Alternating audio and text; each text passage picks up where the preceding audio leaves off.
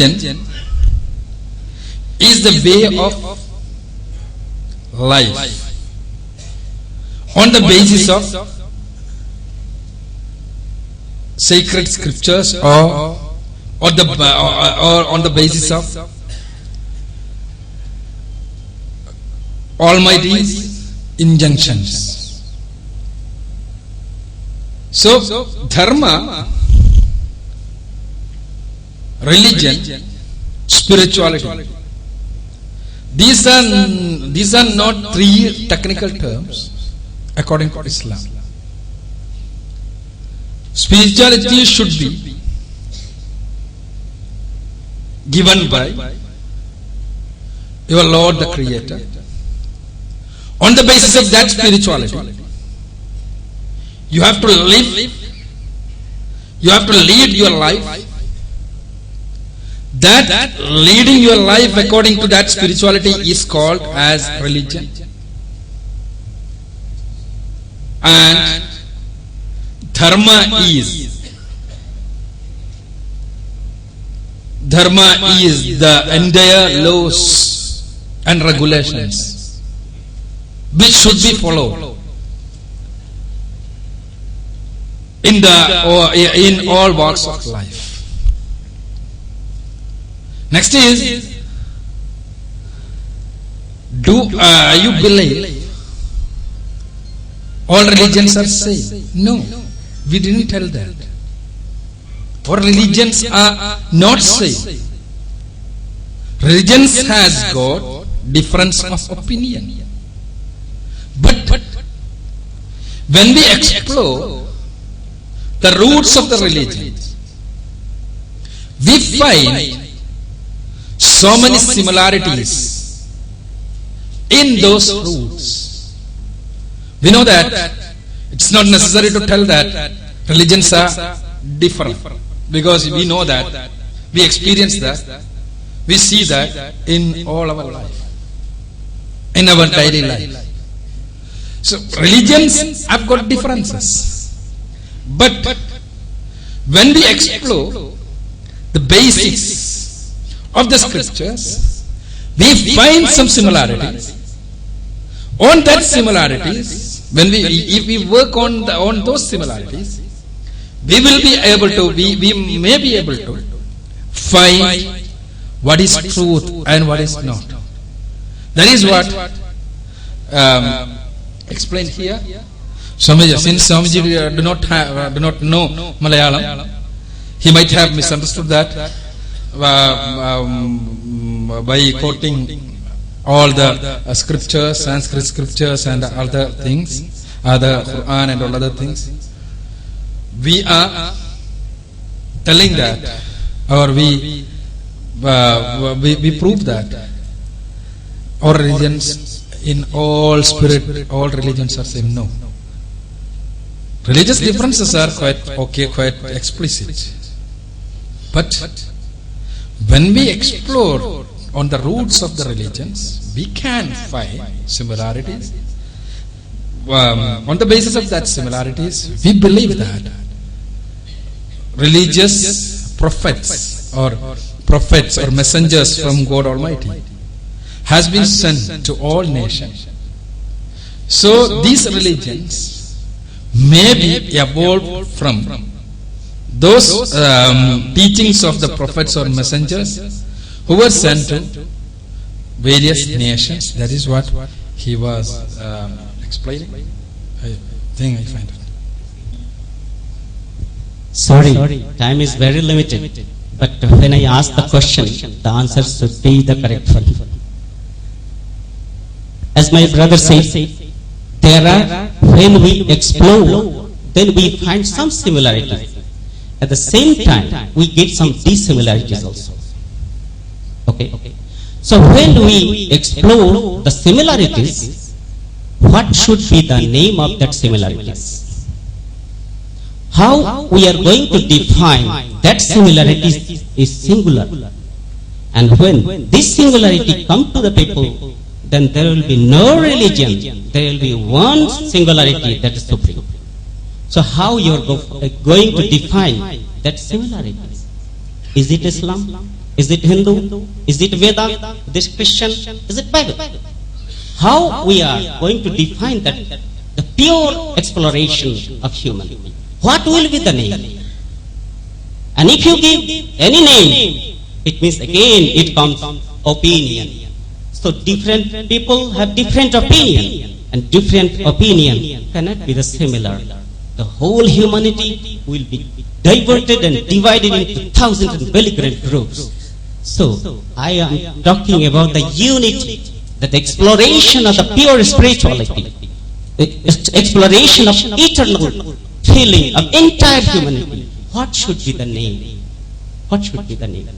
According to the different scriptures, as you told, the spirituality and the religions are the same. But if we know the words... Sir, excuse me, please come to your question. Yeah.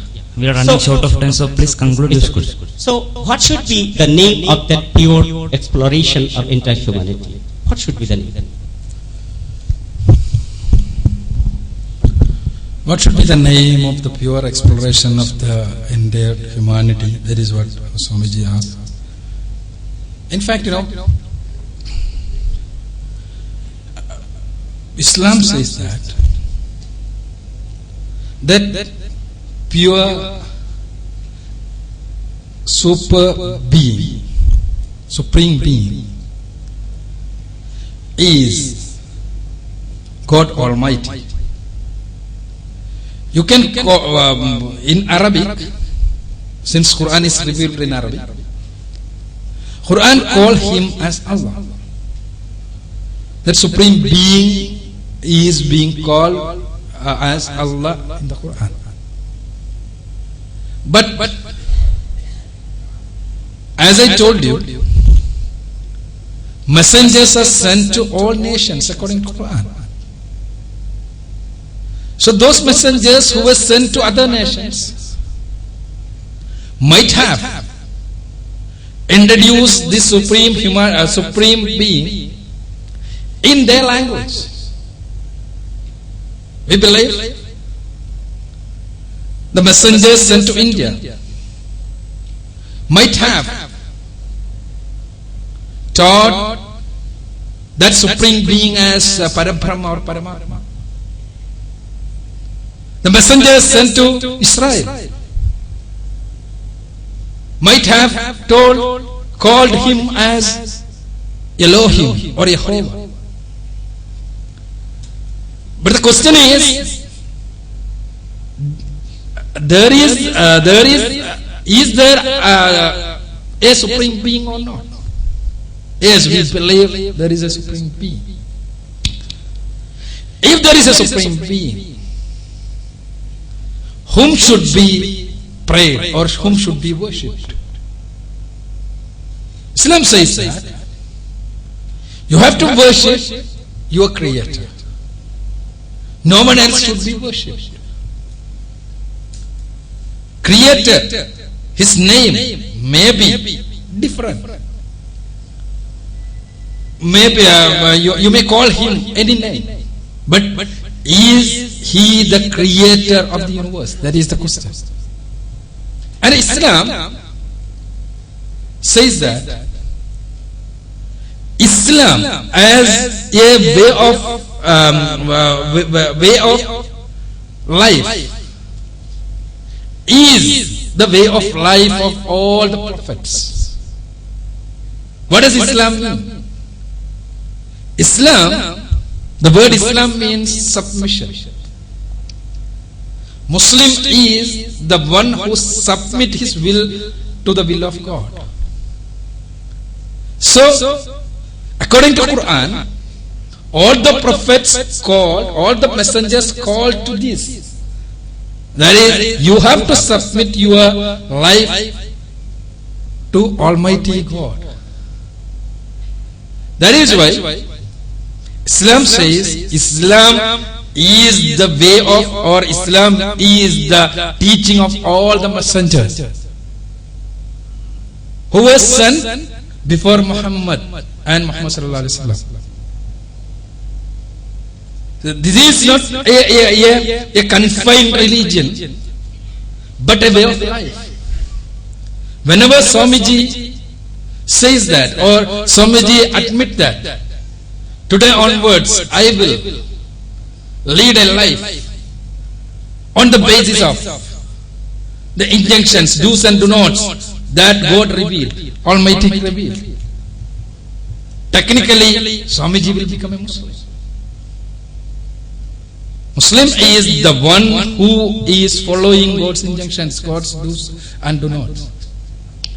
That is why Islam says, Quran says, Islam is the religion of all the prophets. I think this is the answer. I am Suresh Babu. ഞാൻ SPT VRS വാങ്ങിച്ചതാണ് 2001. അതുമുതൽ ഞാൻ psychology പഠിക്കുകയും അല്പ research നടത്തുകയും ചെയ്തിട്ടുണ്ട്. അപ്പൊ അതുകൊണ്ട് തന്നെ ഇവിടെ പറഞ്ഞ ഒരു കാര്യത്തിലുള്ള എന്റെ ഒരു വിയോജിപ്പ് ഞാൻ അറിയിക്കുകയാണ്. ക്ഷമിക്കണം. സെക്ഷൽ ഓറിയന്റേഷനുമായിട്ട് ബന്ധപ്പെട്ടൊരു കാര്യം അവതരിപ്പിച്ചായിരുന്നു, അതായത് സ്വവർഗരതി എന്നുള്ളത്. ഇപ്പൊ സ്വവർഗരതിയെ കുറിച്ച് നമ്മൾ പറയുമ്പോൾ പ്രകൃതി വിരുദ്ധം എന്നുള്ള വാക്കാണ് നമ്മൾ സാധാരണ ഉപയോഗിക്കുന്നത്. പ്രകൃതി എന്ന് പറഞ്ഞാൽ തന്നെ പ്രപഞ്ചം എന്നാണ് അർത്ഥം. പ്രകൃതി അഥവാ nature. Nature is A synonym of universe. അതായത് പ്രപഞ്ചത്തിന്റെ മറ്റൊരു വാക്കാണ് പ്രകൃതി. അതുകൊണ്ട് തന്നെ പ്രകൃതി വിരുദ്ധം എന്നൊരു വാക്ക് നമ്മൾ ഉപയോഗിക്കുന്നത് തന്നെ തെറ്റാണ്. എന്നാലും നമ്മൾ പ്രകൃതി വിരുദ്ധം എന്നതുകൊണ്ട് ഉദ്ദേശിക്കുന്നു പറഞ്ഞാൽ സമൂഹത്തിന് ഹാനികരമായിട്ടുള്ള കാര്യങ്ങൾ എന്നുള്ള അർത്ഥത്തിലാണ്. ഈ സെക്ഷൽ ഓറിയന്റേഷൻ എന്നത് ഒരു പ്രകൃതിയിൽ തന്നെ കാണുന്ന ഏറ്റവും സ്വാഭാവികമായിട്ടുള്ള ഒരു കാര്യമായിട്ടാണ് നമ്മൾ കാണേണ്ടത്, അല്ലാതെ അസ്വാഭാവികമായിട്ടല്ല. എല്ലാ മനുഷ്യരിൽ മാത്രമല്ല മറ്റു ജീവജാലങ്ങളിലും ഈ സ്വവർഗരതി നമ്മൾ കാണുന്നുണ്ട്. അതിനെ അംഗീകരിച്ചേ മതിയാവുള്ളൂ. അതൊരു രോഗമായിട്ട് കണ്ടും കൂടാ. അപ്പൊ നമ്മൾ അതിനെ കൂടുതലായിട്ട് എതിർക്കുന്നത് എന്തുകൊണ്ടാണെന്ന് ചോദിച്ചു കഴിഞ്ഞാൽ നമ്മുടെ തന്നെ കുറ്റബോധങ്ങൾ കൊണ്ടാണ്. അതൊരു മോശപ്പെട്ട കാര്യമാണെന്ന് നമ്മൾ വിചാരിക്കുന്നതുകൊണ്ടാണ് നമ്മൾ എതിർക്കുന്നത്. എന്ന് പറഞ്ഞാൽ നമ്മൾ പാപം ചെയ്യുന്നവരെ കല്ലെറിയാൻ വ്യഗ്രത കാണിക്കുമല്ലോ, അതുപോലെ തന്നെയാണ്. അപ്പൊ അതുകൊണ്ട് തന്നെ ഇതൊരു ശാസ്ത്രീയമായ കാര്യമാണെന്നും അത് നോർമലാണെന്നും സമൂഹത്തിന് യാതൊരു ദോഷമുള്ള കാര്യമല്ലെന്നും നമ്മൾ മനസ്സിലാക്കണമെന്നാണ് എന്റെ അഭിപ്രായം. പിന്നെ അതുപോലെ തന്നെ ഇവല്യൂഷനെ കുറിച്ച് പറഞ്ഞായിരുന്നു. ഇവല്യൂഷനൊക്കെ ഇന്നല്ല നമ്മൾ പ്രപഞ്ചം ലോകം മുഴുവനും അംഗീകരിച്ചിട്ടുള്ള കാര്യമാണ്. നമ്മൾ അതിനെ എതിർത്ത് സംസാരിക്കുമ്പോൾ should be very careful. Okay, thank you. Sir psychologist കൂടിയായ സാറ് ചോദിക്കല്ല യോജിപ്പ് പ്രകടിപ്പിച്ച രണ്ട് കാര്യങ്ങളിലാണ്. വളരെ പ്രസക്തമാണ് അവ രണ്ടും. തീർച്ചയായും സ്വവർഗരതി അത് പ്രകൃതി വിരുദ്ധമാണ് എന്ന് പറയുന്നത് ശരിയല്ല എന്ന ഒരു പ്രചാരണം കഴിഞ്ഞ 2 പതിറ്റാണ്ടുകളായി ലോകവ്യാപകമായി നടന്നുകൊണ്ടിരിക്കുന്നു. അതിന് പിന്നിൽ ഒരു പൊളിറ്റിക്സ് ആണുള്ളത്, രാഷ്ട്രീയമാണുള്ളത് എന്ന് തിരിച്ചറിയാതിരിക്കുമ്പോഴാണ് നമ്മൾ ഇന്ത്യയെ പോലുള്ള സ്ഥലങ്ങളിലുള്ള ആളുകളും അത് പ്രകൃതി വിരുദ്ധമല്ല എന്ന്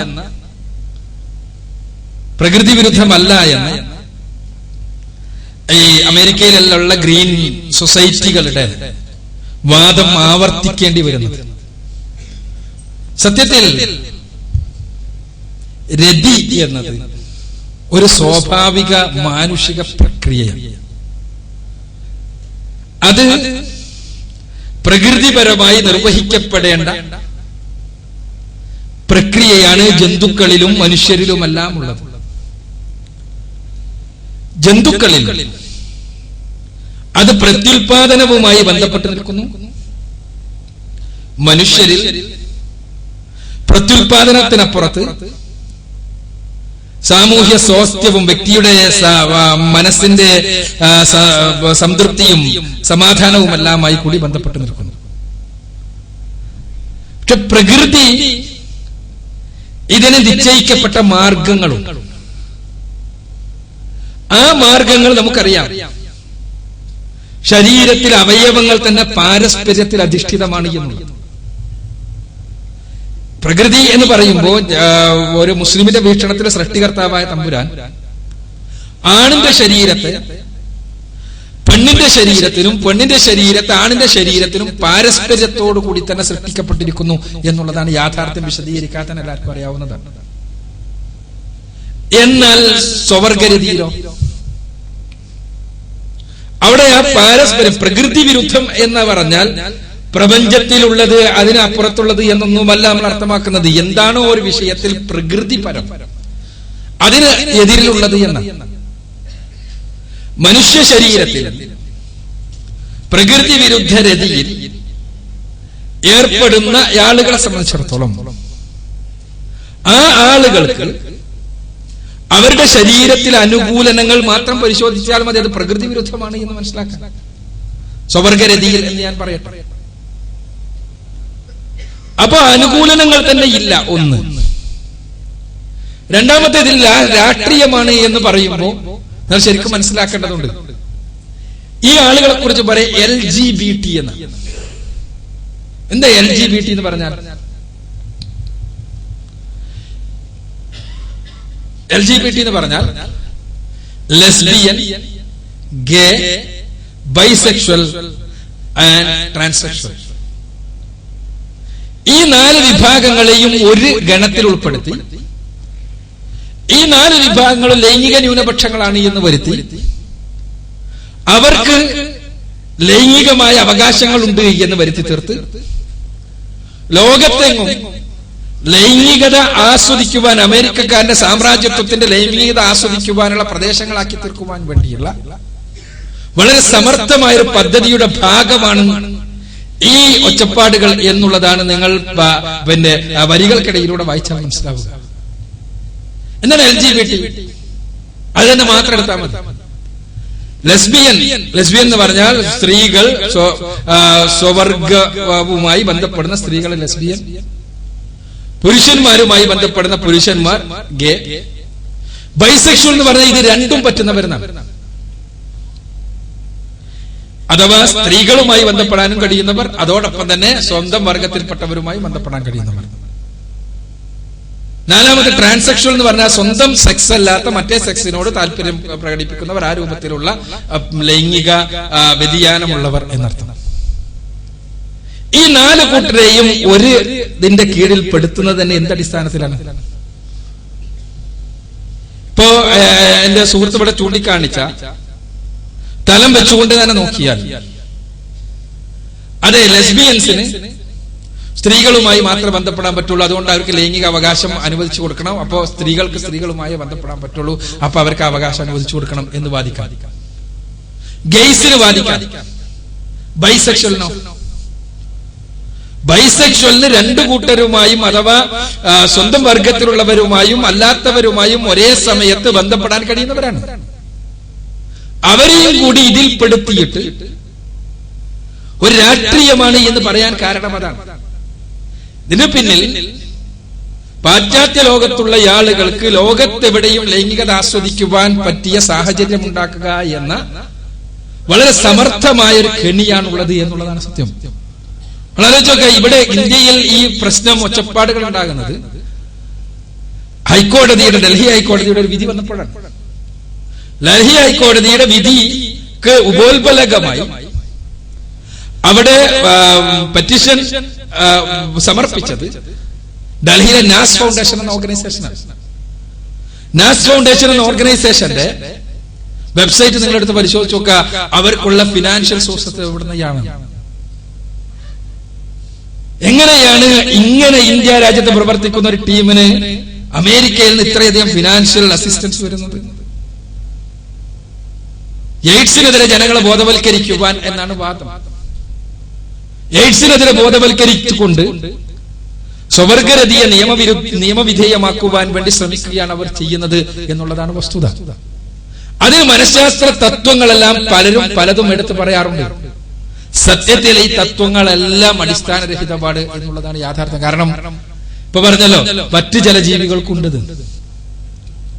മറ്റു ചില ജീവികൾക്കുണ്ട് എന്ത് സ്വവർഗരതി. എന്താ സ്വവർഗരതി? മറ്റു ജീവികളുടെ സ്വവർഗരതി പഠന വിധേയമാക്കപ്പെട്ടിട്ടുണ്ട്.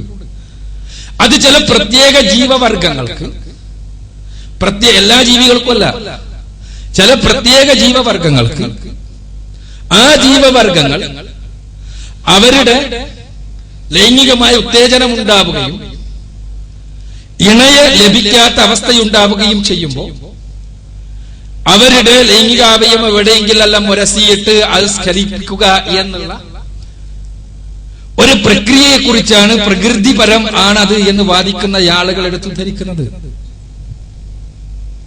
ജന്തുജീവജാലങ്ങളിലെ എല്ലാ പ്രക്രിയകളും ശരിയെന്ന് പറഞ്ഞു കഴിഞ്ഞാൽ അവർക്കിടയിൽ കുടുംബ ബന്ധമില്ല, സാമൂഹ്യ ബന്ധമില്ല, അതേപോലെ തന്നെ മാതാവും മകനും എന്നുള്ള വ്യത്യാസമില്ല. ലൈംഗികതയുടെ കാര്യത്തിൽ നമുക്കറിയാം, അതെല്ലാം അനുവദിക്കേണ്ടി വരും.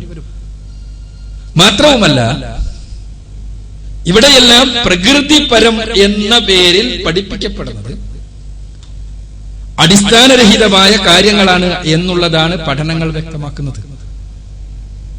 അത് തീർച്ചയായും സ്റ്റേറ്റ്സിലെല്ലാം ഉള്ള ഒരുപാട് സംഘങ്ങൾ തന്നെ ഇത് പ്രകൃതിപരമാണ് എന്ന് വരുത്തി തീർക്കാൻ വേണ്ടി ശ്രമിക്കുന്നുണ്ട്. അതിന്റെ അപകടം നമ്മൾ മനസ്സിലാക്കണം. ഇത് പ്രകൃതിപരമാണ് എന്ന് വരുത്താൻ വേണ്ടി ലേഖനം എഴുതിയ, പാഠങ്ങൾ പ്രസിദ്ധീകരിച്ച, ഗവേഷണം പ്രസിദ്ധീകരിച്ച അതേ വ്യക്തി ഇക്കഴിഞ്ഞ അമേരിക്കൻ സൈക്കാട്രിക് അസോസിയേഷന്റെ മീറ്റിംഗിൽ പീഡോഫിലിയയും പ്രകൃതിപരമാണ് എന്ന് വാദിക്കുവാൻ ദൃഷ്ടമായിരിക്കുന്നു. പീഡോഫിലിയ അറിയാലോ, ശിശു കാമം. അപ്പൊ എങ്ങോട്ടാണ് പോണത്? തങ്ങൾക്ക് പറ്റുന്ന രൂപത്തിൽ ലൈംഗികതയെ ആസ്വദിക്കുവാൻ പറ്റിയ രൂപത്തിൽ ലോകത്തെ മുഴുവനും മാറ്റി തീർക്കുക എന്ന വളരെ സമർത്ഥമായ സകാല ബുദ്ധിയാണ് ഇതിന്റെ പിന്നിൽ. ഇനി ജീവപരിണാമമാണ് ആശയം. പരിണാമവാദത്തെ കുറിച്ച് ഇവിടെ പറഞ്ഞു. പരിണാമവാദം ലോകം മുഴുവനും അംഗീകരിച്ചിരിക്കുന്നു എന്നാണ് എന്റെ സുഹൃത്ത് പറയുന്നത്. തീർച്ചയായും ജീവശാസ്ത്രത്തിന്റെ രംഗത്ത് അംഗീകരിക്കപ്പെട്ട ഒരു സിദ്ധാന്തമായി പരിണാമവാദം ഇന്നും വ്യവഹരിക്കപ്പെട്ടു പോരുന്നുണ്ട്. പക്ഷേ പരിണാമവാദത്തിലുള്ള പുതിയ പഠനങ്ങൾ പരിണാമത്തിന്റെ സാധ്യതയെ നിഷേധിക്കുന്നു എന്നുള്ളതാണ് യഥാർത്ഥത്തിലുള്ള വസ്തുത.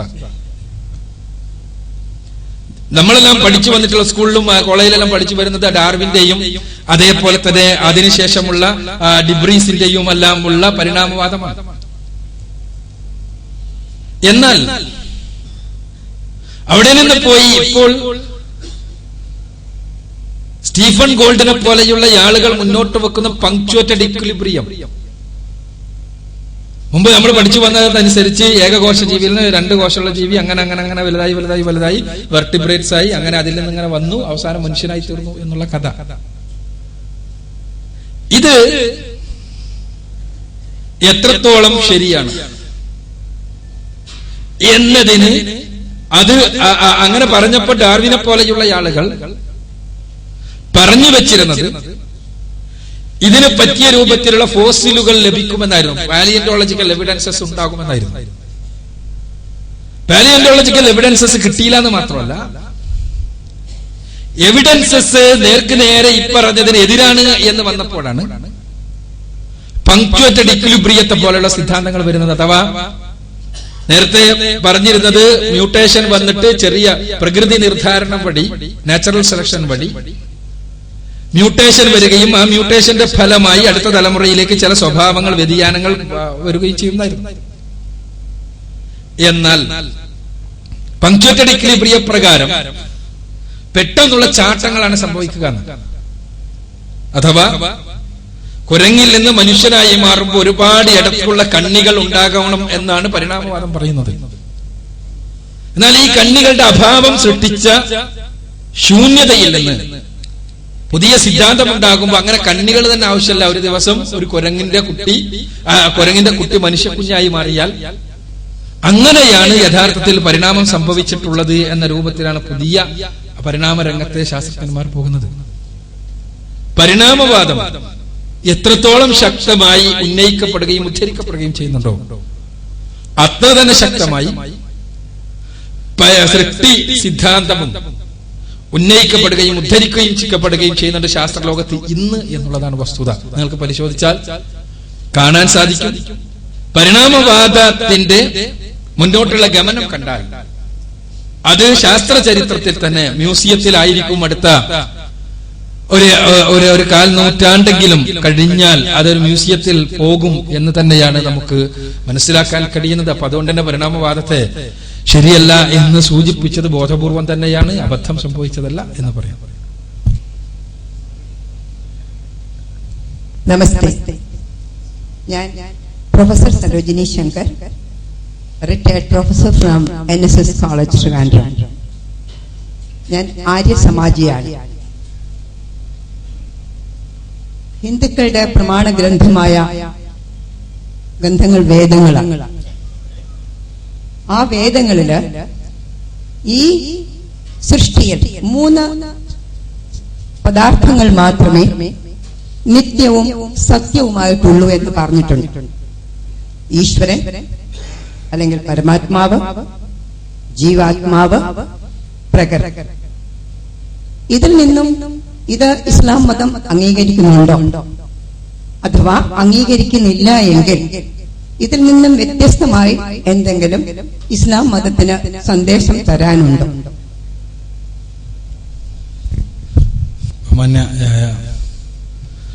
ടീച്ചറുടെ ചോദ്യം, അവരെ ആര്യസമാജത്തിന്റെ അടിസ്ഥാന തത്വം അനുസരിച്ച് വേദ സംഹിതകൾ ആണ് പ്രമാണങ്ങൾ. അത് പ്രകാരം 3 അടിസ്ഥാന വസ്തുതകളാണുള്ളത്, 3 നിത്യ പദാർത്ഥങ്ങളാണുള്ളത്. ഈശ്വരനും പ്രപഞ്ചവും അതേപോലെ തന്നെ ജീവാത്മാവും. ഇതിൽ നിന്ന് വ്യത്യസ്തമായി ഇസ്ലാമിനെന്ന് പറയാനുണ്ടെന്നാണ് ചോദ്യം. ഇസ്ലാം പറയുന്നത് നിത്യം എന്ന പദം അതിന്റെ പൂർണ്ണമായ അർത്ഥത്തിൽ പറയാൻ കഴിയുക സ്രഷ്ടാവായ ഈശ്വരന് മാത്രമാണ് എന്നാണ്. അവൻ ആരംഭമില്ലാത്തവനാണ്, അവസാനവുമില്ലാത്തവനാണ്. എന്നാൽ ജീവാത്മാവ് ഓരോ മനുഷ്യർക്കുമുള്ള ആത്മാവ്. ആ ജീവാത്മാവ് മനുഷ്യർക്ക് ഓരോരുത്തർക്കും പടച്ചവൻ ദാനമായി നൽകുന്നതാണ് എന്നും അത് പടച്ചവന്റെ ദാനമാണ് എന്നും ആ പടച്ചവൻ മനുഷ്യർക്ക് നൽകുന്നത് പ്രകാരം മരണപ്പെട്ടതിന് ശേഷം തീർച്ചയായും ജീവാത്മാവ് പുനർജീവിപ്പിക്കപ്പെടുമെന്നും അവരുടെ നന്മതിന്മകൾക്കനുസൃതമായ ശിക്ഷയും രക്ഷയും ഉണ്ടാകുമെന്നും അതിനുശേഷം പടച്ചവന്റെ അസ്തിത്വത്തിന് വിധേയമായി, നിത്യത്വത്തിന് വിധേയമായി ആത്മാവിന് നിത്യത ലഭിക്കും എന്നുമാണ് ഇസ്ലാം പഠിപ്പിക്കുന്നത്. പ്രപഞ്ചത്തെ സംബന്ധിച്ചിടത്തോളം ദൈവത്തിന്റെ, സ്രഷ്ടാവിന്റെ, ഈശ്വരന്റെ, അള്ളാഹുവിന്റെ സൃഷ്ടിയാണ് ഈ പ്രപഞ്ചം എന്നുള്ളതാണ് ഇസ്ലാമിന്റെ ഈ രംഗത്തുള്ള കാഴ്ചപ്പാട്. സൃഷ്ടി എന്ന് പറയുമ്പോൾ അതിനെ നിത്യത കൽപ്പിക്കാൻ സാധ്യമല്ല. തുടക്കമുണ്ടാകണം, ഒടുക്കവും ഉണ്ടാകണം. തീർച്ചയായും ഈ പ്രപഞ്ചത്തിന് തുടക്കമുണ്ട് എന്നും ഈ സൃഷ്ടി പ്രപഞ്ചം അവസാനിക്കുമെന്നും നശിക്കുമെന്നും പരിശുദ്ധ ഖുർആൻ വളരെ വ്യക്തമായി മനസ്സിലാക്കി തരുന്നു. അപ്പോൾ ചുരുക്കത്തിൽ ബഹുമാന്യ ജ്യേഷ്ഠ സഹോദരിയുടെ ചോദ്യത്തിന് ഉത്തരം, ഇസ്ലാമിന്റെ പാഠങ്ങൾ പ്രകാരം എല്ലാ അർത്ഥത്തിലും നിത്യമായിട്ടുള്ളത് ഈശ്വരൻ അല്ലാഹു മാത്രമാണ്. മറ്റേത് രണ്ടും തീർച്ചയായും പ്രപഞ്ചം പടച്ചവന്റെ സൃഷ്ടിയാണ്, അതിന് നാശവുമുണ്ട്. ജീവാത്മാവാകട്ടെ മനുഷ്യർക്ക് പടച്ച തമ്പുരാൻ നൽകുന്ന ദാനമാണ്. അവയുടെ നന്മതിന്മകൾക്കനുസരിച്ച് അവക്ക് നിത്യത പടച്ച തമ്പുരാൻ മരണാനന്തര ജീവിതത്തിൽ നൽകും. ദാനമാണ് ഏറ്റവും വലിയ കർമ്മം എന്ന് പറഞ്ഞിട്ടുണ്ട്. എല്ലാ മതഗ്രന്ഥങ്ങളിലും പറയുന്നതാണ്. അതുപോലെ തന്നെ അനാഥരായ ആൾക്കാരെ സംരക്ഷിക്കണമെന്നും അവരുടെ സ്വത്തുവകകൾ നമ്മൾ കയ്യേറരുതെന്നും പിടിച്ചു പറിക്കരുതെന്നും എല്ലാ നമ്മുടെ സന്മാർഗങ്ങളിൽ എല്ലായിടത്തും പറയുന്നു. എന്നാൽ മുസ്ലിം നിയമപ്രകാരം ഞാനൊരു മുസ്ലിം മതവിശ്വാസിയാണെങ്കിൽ എന്റെ മരണശേഷം അനാഥരാകുന്ന എന്റെ കുട്ടികൾക്ക് എന്റെ പിതൃസ്വത്തിൽ അവകാശമില്ല. അത് എന്റെ സഹോദരങ്ങളിലേക്ക് വീതിക്കപ്പെട്ടു പോവുകയാണ്. ശരിക്കും അനാഥരായ അവരുടെ കയ്യിൽ നിന്ന് അവർക്ക് അവകാശപ്പെട്ട സ്വത്തും ധനങ്ങളും മറ്റുള്ളവർ സ്വന്തം ബന്ധുക്കൾ തന്നെ പിടിച്ചു പറിക്കുന്ന ഒരു അവസ്ഥയല്ലേ? എന്താ ചോദിച്ചോ? മാതാപിതാക്കൾ മരണപ്പെട്ടു പോകുന്ന മക്കളെ സംബന്ധിച്ച് അവർക്ക് ആ അച്ഛനോ മരിച്ചുപോയ അച്ഛനോ അമ്മയിലോ ഉള്ള പിതൃസ്വത്തിന് അവകാശമില്ല. മക്കൾക്ക് മാതാപിതാക്കളുടെ മക്കൾക്ക് പിതൃസ്വത്തിൽ അവകാശമില്ല. ഗ്രാൻഡ് പേരൻസിന്റെ സ്വത്തിൽ നേർക്ക് നേരെ അവകാശം. ഗ്രാൻഡ് പേരൻസിന്റെ സ്വത്തിൽ നേർക്ക് നേരെ അവകാശമില്ല. അത് അവരെ അനാഥമാക്കലല്ലേ എന്നാണ് ചോദ്യം. വളരെ നല്ല പ്രസക്തമായ ചോദ്യമാണ്. ഇസ്ലാമിക നിയമവുമായിട്ട് ബന്ധപ്പെട്ട ചോദ്യമാണ്. സ്വത്ത് വിതരണവുമായി ബന്ധപ്പെട്ട നിയമങ്ങൾ, അതല്ലെങ്കിൽ നിയമങ്ങൾ. പൊതുവെ നിയമങ്ങളുടെ ഒരു രീതിയുണ്ട്. നിയമങ്ങളുടെ രീതിയിലെ നിയമത്തിന് പോകാൻ കഴിയുള്ളൂ. വൈകാരിക പ്രശ്നങ്ങൾ പരിഹരിക്കാൻ നിയമത്തിന് കഴിയില്ല. വൈകാരിക പ്രശ്നങ്ങൾ പരിഹരിക്കുവാൻ നിയമത്തിൻ്റെതല്ലാത്ത മാർഗങ്ങൾ ആവശ്യമായി വരും. ഇപ്പോ സ്വത്തിന്റെ കാര്യം തന്നെ എടുത്തു നോക്കിയാൽ, ഒരു ബിസിനസ്സുകാരനായ പിതാവിന്റെ മകൻ, 3 മക്കളുണ്ടെന്ന് വിചാരിക്കുക. മൂത്ത മകൻ പിതാവിനോടൊപ്പം ബിസിനസ് ചെയ്യാൻ തുടങ്ങി. അങ്ങനെ ബിസിനസ്സിൽ ഒരുപാട് ഉയർന്നു. അയാൾക്ക് സ്വന്തമായൊരു ബിസിനസ് ചെയ്യുന്നു. അങ്ങനെ അയാൾക്കിപ്പോ പിതാവിനേക്കാളും വലിയ ബിസിനസ് സാമ്രാജ്യങ്ങൾ. രണ്ടാമത്തെ മകൻ പിതാവിന്റെ സ്വത്ത് ഉപയോഗിച്ചിട്ട് പഠിച്ചു, ഉയർന്ന ഒരു വിശഗ്വരനായി ഡോക്ടറായി. അതുവഴി അയാൾക്ക് സാമ്പത്തികമായ ഒരുപാട് ഫലങ്ങൾ ഉണ്ടാകുന്നു. മൂന്നാമത്തെ ഒരു മോൻ, അയാൾ ഡിഗ്രി ഫസ്റ്റ് ഇയർ ആകുന്ന സമയത്താണ് പിതാവ് മരിക്കുന്നത്. ഇവിടെ യഥാർത്ഥത്തിൽ നമ്മളെ വികാരം പറയുന്നത് മൂന്നാമത്തെ മകന് കൂടുതൽ സ്വത്ത് കൊടുക്കണം എന്നാണ്. പക്ഷെ നിയമത്തിന് അത് പറയാൻ കഴിയില്ല. നിയമത്തിന് നിയമത്തിന്റെ രീതിയിലേ പോകാൻ കഴിയും. ഇസ്ലാമിൽ സ്വത്തവകാശം നേർക്ക് നേരെയുള്ള അവകാശികളുണ്ട്. അവരില്ലെങ്കിലാണ് അതിന്റെ അടുത്ത അവകാശികൾക്ക് വരിക. ഉദാഹരണത്തിന്, എന്റെ സ്വത്തിൽ എന്റെ മക്കൾക്ക് അവകാശമുണ്ട്. മക്കളില്ലെങ്കിലാണ് പേരക്കുട്ടികൾക്ക് അവകാശം വരുന്നത്. അതേപോലെ തന്നെ എല്ലാ സ്ഥലത്തും. അപ്പം മക്കളില്ലെങ്കിൽ പേരക്കുട്ടികൾക്ക് അവകാശം വരും. എന്നാൽ മക്കളുണ്ടെങ്കിലോ? ഞാൻ മരണപ്പെടുന്ന സമയത്ത് എനിക്ക് മക്കളുണ്ട്. ഒരു മകൻ മരണപ്പെട്ടിട്ടുണ്ട്. അപ്പോ ആ മകന്റെ മക്കൾ, അവർക്ക് സ്വത്ത് കൊടുക്കാൻ കഴിയില്ലല്ലോ എന്നാണ് സഹോദരിയുടെ ചോദ്യം. ഇവിടെ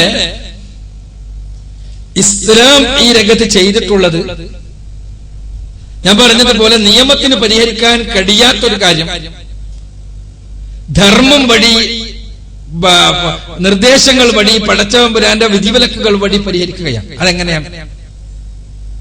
ഇപ്പൊ എന്റെ മക്കളുണ്ട്, ഒരു മകൻ മരണപ്പെട്ടിട്ടുണ്ട്. ആ മകന്റെ കുട്ടികൾക്ക് സ്വത്ത് കൊടുക്കണമെങ്കിൽ നിയമപരമായ ഒറ്റ മാർഗമുള്ളൂ. എന്താ മാർഗം? എന്റെ മകൻ ജീവിച്ചിരുന്നിട്ടുണ്ടായിരുന്നെങ്കിൽ എത്ര സ്വത്ത് ഉണ്ടാകും എന്ന് കണക്കാക്കുക. എന്നിട്ട് ആ സ്വത്ത് അവന്റെ മക്കൾക്ക് വീതിച്ചു കൊടുക്കുക. ഇതാണല്ലോ നിയമപരമായി നടക്കാൻ പോണ്ട കാര്യം. ഇവിടെ അങ്ങനെ ഇസ്ലാമിലെ സ്വത്തവകാശത്തിൽ ഒരു റെപ്രസെന്റേഷൻ, അഥവാ ഒരാൾ ഇല്ലാത്തതുണ്ട് എന്ന് സങ്കല്പിച്ചിട്ട് ഉണ്ടായിരുന്നെങ്കിൽ കൊടുക്കേണ്ട സ്വത്ത് അയാളുടെ അവകാശികൾക്ക് കൊടുക്കുക എന്ന് തീരുമാനിച്ചു കഴിഞ്ഞാൽ ഒരു സൈഡിലേക്ക് മാത്രമല്ല, എല്ലാ സൈഡിലേക്കും അങ്ങനെ വേണ്ടി വരും. എന്റെ മാതാപിതാക്കൾക്ക് എന്റെ സ്വത്തിൽ അവകാശമുണ്ട്. ഞാൻ മരണപ്പെടുമ്പോ എന്റെ മാതാപിതാക്കൾ ഒരുപാട് മുമ്പേ മരണപ്പെട്ടിട്ടുണ്ടെങ്കിലും ഞാൻ എന്ത് ചെയ്യണം? എന്റെ മാതാപിതാക്കൾ ജീവിച്ചിരുന്നെങ്കിൽ, ഞാൻ മരണപ്പെടുമ്പോ എന്റെ മാതാപിതാക്കൾ ജീവിച്ചിരുന്നെങ്കിൽ എത്ര സ്വത്ത് അവർക്കുണ്ടോ ആ സ്വത്ത് അവരുടെ അവകാശികൾക്ക് കൊടുക്കേണ്ടി വരും. എന്റെ ഭാര്യക്ക് എന്റെ സ്വത്തിൽ അവകാശമുണ്ട്. ആ എന്റെ ഭാര്യ എന്റെ മരണത്തിന് മുമ്പ് മരിച്ചു പോയി വിചാരിക്കുക. എങ്കിൽ ഞാൻ എന്ത് ചെയ്യണം? ഞാൻ മരണപ്പെട്ടാൽ എന്ത് ചെയ്യണം? ഒരു സൈഡിലേക്ക് റെപ്രസെന്റേഷൻ വന്നാൽ എല്ലാ സൈഡിലേക്കും അത് വേണ്ടി വരും എന്നർത്ഥം. അവിടെ എന്റെ ഭാര്യ ജീവിച്ചിരുന്നെങ്കിൽ അവൾക്ക് എത്ര സ്വത്തവകാശമാണോ ഉള്ളത് അത് അവളുടെ അവകാശികൾക്ക് വിധിച്ചു കൊടുക്കേണ്ടി വരും. അങ്ങനെയാകുമ്പോ റെപ്രസെന്റേഷൻ നമുക്ക് ഒരു സൈഡിലേക്ക് മാത്രമായി സാധ്യമല്ല, എല്ലാ സൈഡിലേക്കും ഉണ്ടാക്കി കഴിഞ്ഞാൽ സംഭവിക്കൽ എന്താന്ന് വെച്ചാൽ, ഒരു സ്വത്ത്, വലിയൊരു സ്വത്ത് വീതിക്കുമ്പോ ഒരു വലിയ കോൺഫറൻസിന്റെ ആള് വേണ്ടി വരും ആ വീതിക്കാൻ തന്നെ. അങ്ങനെ അത്രയും ആളുകൾ ഉണ്ടാവും, അവകാശി. അവിടെ ഇസ്ലാം ചെയ്തത് ഞാൻ പറഞ്ഞല്ലോ, നിയമം കൊണ്ട് പരിഹരിക്കാൻ സാധ്യമല്ലാത്തൊരു കാര്യം. അവിടെ എന്താണ് ചെയ്തത്? എന്റെ മകൻ മരണപ്പെട്ടു, എന്റെ മകന്റെ മക്കൾ, അവരുടെ ഉത്തരവാദിത്തം എനിക്കാണുള്ളത്. ഞാനാണ് അവരെ പോറ്റേണ്ടത്. ഞാൻ പോറ്റുന്ന സമയത്ത് അവരുടെ പ്രയാസങ്ങൾ, എന്റെ പേരക്കുട്ടികളുടെ, എന്റെ മകന്റെ മക്കളുടെ പ്രയാസങ്ങളും പ്രശ്നങ്ങളും, അവർക്ക് എത്രത്തോളം സ്വത്ത് ആവശ്യമുണ്ട് എന്നുമെല്ലാം എനിക്കാണല്ലോ അവരുമായിട്ട് ഏറ്റവും കൂടുതൽ വൈകാരിക ബന്ധം ഉണ്ടാകുക. ഞാൻ അവർക്ക് എന്റെ ജീവിതകാലത്ത് എന്റെ സ്വത്തിന്റെ എങ്ങനെയും കൊടുക്കാവുന്നതാണ്. മരണപ്പെടുന്ന സമയത്താണെങ്കിൽ വസിയത്ത് എഴുതി വെക്കണം. അങ്ങനത്തെ ആളുകൾക്കാണ് വസിയത്ത് എഴുതി വെക്കണം എന്ന് പ്രത്യേകം ഇസ്ലാം നിർദ്ദേശിച്ചിട്ടുള്ളത്. ആ വസിയത്ത് മൊത്തം സ്വത്തിന്റെ 1/3 കവിയാത്ത അത്രയും വസിയത്ത് നൽകാവുന്നതാണ്. അപ്പോ ഈ കുട്ടികൾക്ക് സ്വത്ത് അവകാശം നേർക്ക് നേരെ അവകാശം വരാത്തപ്പോ അത് ധാർമ്മിക നിയമങ്ങൾ പഠിപ്പിച്ചുകൊണ്ട് അവിടെ ഈ പിതാവിന്റെ ഉത്തരവാദിത്വമായി, പിതാവ് ജീവിച്ചിരിക്കുന്ന സമയത്ത് തന്നെ അദ്ദേഹം തന്റെ അടുത്ത തലമുറക്ക്, അതല്ലെങ്കിൽ പിതാവ് ജീവിച്ചിരിക്കുന്ന സമയത്ത് തന്നെ തന്റെ പേരക്കുട്ടികൾക്ക് ആവശ്യമായ പ്രയാസങ്ങളെ നീക്കുവാൻ ആവശ്യമായ സംവിധാനങ്ങൾ ഉണ്ടാക്കണം എന്നുള്ളതാണ് ഇസ്ലാമിന്റെ നിയമം. അവിടെ ഒരിക്കലും തന്നെ അനാഥകളെ പ്രയാസപ്പെടുത്തുന്ന പ്രശ്നം വരുന്നില്ല. കാരണം അനാഥകളുടെ ഉത്തരവാദിത്വം ഈ പിതാവിനാണ്, അവരുടെ മുത്തച്ഛനാണുള്ളത്. ആ അനാഥകളുടെ സംരക്ഷണം അയാൾ ഏറ്റെടുക്കുമ്പോൾ ആ സംരക്ഷണത്തിന്റെ ഭാഗമായി തന്നെ അയാളുടെ സ്വത്ത് നൽകുവാൻ, പ്രത്യേകിച്ച് പരിശുദ്ധ ഖുർആനിൽ സ്വത്തിനെ കുറിച്ച് പറയുന്നതിന് മുമ്പ്, സ്വത്തിന്റെ നിയമം ഉണ്ടാകുന്നതിന് മുമ്പുണ്ടായ നിയമമാണ് വസിയത്തിന്റെ നിയമം. അഥവാ ഇങ്ങനത്തെ ആരെങ്കിലും ഉണ്ടെങ്കിൽ അവർക്ക് ആവശ്യമായ സ്വത്ത് വസിയത്തായി എഴുതി വെക്കണം എന്നുള്ളതാണ് ഇസ്ലാമിന്റെ നിയമം. നിയമം മൂലം മാത്രമായി ചെയ്യാൻ സാധ്യമല്ല, നിയമം മൂലം പരിഹരിക്കാൻ സാധ്യമല്ലാത്ത പ്രശ്നങ്ങളെ ഈ രൂപത്തിലാണ് ഇസ്ലാം പരിഗണിക്കുന്നത്. ഞാൻ ശിവദാസ്, ഒരു സാമൂഹ്യ ശാസ്ത്ര വിദ്യാർത്ഥിയാണ്, തൊഴിലധ്യാപനം. മനുഷ്യൻ മതങ്ങളെ പങ്കുവച്ചു. മനുഷ്യൻ മതങ്ങളെ സൃഷ്ടിച്ചു. മതങ്ങൾ പ്രവാചകന്മാരെ സൃഷ്ടിച്ചു. പ്രവാചകന്മാരും മതങ്ങളും കൂടെ ദൈവങ്ങളെ സൃഷ്ടിച്ചു. ഇവരെല്ലാം കൂടി ചേർന്ന് മണ്ണും മനസ്സും എല്ലാം പങ്കുവച്ചു. സമകാലീന ലോകം അഭിമുഖീകരിക്കുന്ന ഏറ്റവും വലിയ പ്രശ്നം ഈ വർദ്ധിച്ചു വരുന്ന മതപരത അല്ലേ? ശാസ്ത്ര സാങ്കേതിക മേഖല കൈവരിച്ച മുഴുവൻ നേട്ടങ്ങളെയും പ്രൊഫഷണലായി ഉപയോഗിച്ചുകൊണ്ട് മതങ്ങളും ഈ പറഞ്ഞ സംഗതികളെല്ലാം കൂടി ചേർന്നുള്ള മത്സരമല്ലേ യഥാർത്ഥത്തിൽ സമകാലീന ലോകം നേരിടുന്ന ഏറ്റവും വലിയ പ്രശ്നം? സമകാലീന ലോകം നേരിടുന്ന ഏറ്റവും വലിയ പ്രശ്നം മതങ്ങളുടെ മത്സരമല്ലേ, പ്രശ്നമല്ലേ എന്നാണ്. വയലാറിന്റെ വരികൾ ഉദ്ധരിച്ചുകൊണ്ടാണ് എന്റെ സുഹൃത്ത് ചോദിച്ചിട്ടുള്ളത്. മനുഷ്യൻ മതങ്ങളെ സൃഷ്ടിച്ചു, മതങ്ങൾ ദൈവങ്ങളെ സൃഷ്ടിച്ചു എന്നുള്ളത്. ഇവിടെ സത്യത്തിൽ ദൈവങ്ങൾ സൃഷ്ടിക്കപ്പെട്ടത് ചിലപ്പോൾ മനുഷ്യരുടെയും മതങ്ങളുടെയും എല്ലാം പ്രവർത്തന ഫലമായിട്ടാകാം. പക്ഷേ വസ്തുത, നമ്മൾ ഈ സമകാലിക ലോകം എന്ന് പറയുമ്പോൾ സമകാലിക ലോകത്ത് ഒരുപാട് പ്രശ്നങ്ങളുണ്ട്. ആ പ്രശ്നങ്ങളിൽ മതവുമായി ബന്ധപ്പെട്ട പ്രശ്നങ്ങളുണ്ട്, അല്ലാത്ത പ്രശ്നങ്ങളുണ്ട്. നമ്മൾ മതം മാത്രമാണ് സമകാലിക ലോകത്തെ സകല പ്രശ്നങ്ങൾക്കുമുള്ള കാരണം എന്ന് നമ്മൾ വെറുതെ അങ്ങോട്ട് പറയണം. സത്യത്തിൽ മതമല്ല സമകാലിക ലോകത്തെ പ്രശ്നങ്ങൾക്ക് കാരണം. രാഷ്ട്രീയമാണ് സമകാലിക ലോകത്തെ പ്രശ്നങ്ങൾക്ക് കാരണം. ഇന്ന് ലോകത്ത് ഭീകരതയുണ്ട്. എന്താ കാരണം? എണ്ണ രാഷ്ട്രീയമാണെന്ന് ആർക്കാണ് അറിയാത്തത്?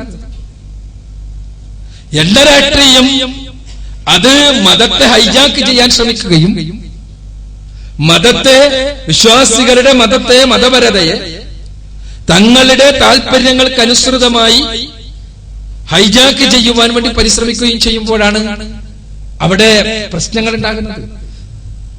ഇവിടെ പ്രഭാഷണത്തിൽ പറഞ്ഞു ഒരുപാട് കുഴപ്പങ്ങൾ സമൂഹത്തിൽ ഉണ്ടായ കുഴപ്പങ്ങൾ. മതമാണോ അതിനുള്ള ഉത്തരവാദി? ഒരു മതമല്ല. 1-ാം ലോക മഹായുദ്ധം, 2-ാം ലോക മഹായുദ്ധം, വിയറ്റ്നാം യുദ്ധം, ലോകത്തുണ്ടായ കുറെ കുഴപ്പങ്ങൾ.